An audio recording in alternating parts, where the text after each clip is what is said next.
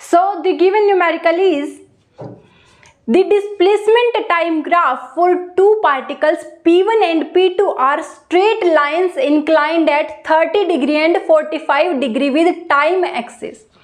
First of all, what is given to us?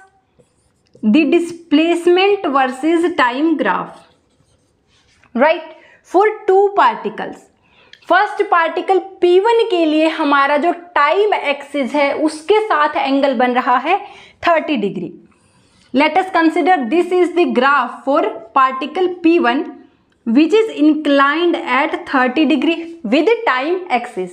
For the second particle P2 the graph is inclined at 45 degree. ठीक है, for particle P2 let us consider this is the graph for particle P2 which is inclined at an angle of 45 degree, right?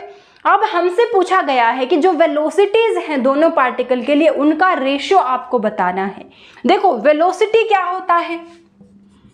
Velocity is equal to the displacement divided by time. अब जो इन दोनों quantities के बीच में graph बनता है तो उसका जो स्लोप होता है that gives us the value of this term. ठीक है, कोई भी टर्म है जिसको आप कोई अदर दो टर्म के डिवीजन के रूप में लिख सकते हो, उनके रेशियो के रूप में लिख सकते हो. तो जब इन टर्म्स के बीच में आप ग्राफ बनाओगे तो उस ग्राफ का स्लोप आपको इसकी वैल्यू देगा, चाहे वो कोई भी फॉर्मूला हो आपके पास. ठीक है, हमारे पास यहाँ पर क्या दिया है? डिस्प्लेसमेंट और टाइम के बीच में ग्राफ दिया गया है. तो जो डिस्प्लेसमेंट टाइम ग्राफ का स्लोप होगा, slope of displacement time graph will give us the value of velocity. Understood? What do you mean by slope? Slope is equal to the tangent of the theta, tangent of the angle made by graph with the time axis, उसको हम बोलते हैं tangent theta. और जो tangent theta आप निकालोगे वही value किसकी होगी? वेलोसिटी की.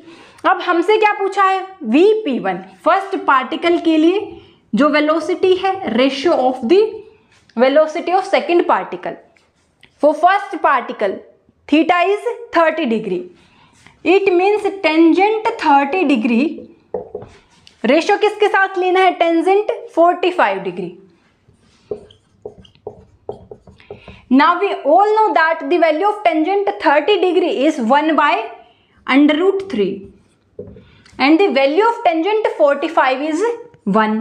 Now if we cross multiply this then the ratio of Vp1 with Vp2 will be 1 ratio under root 3.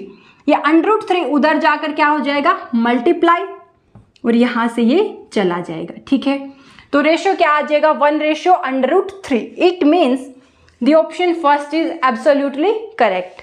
So I hope this numerical is clear to you. और आप जो ये वाला फॉर्मूला है, ये वाला फंडा है, समझ गए हो.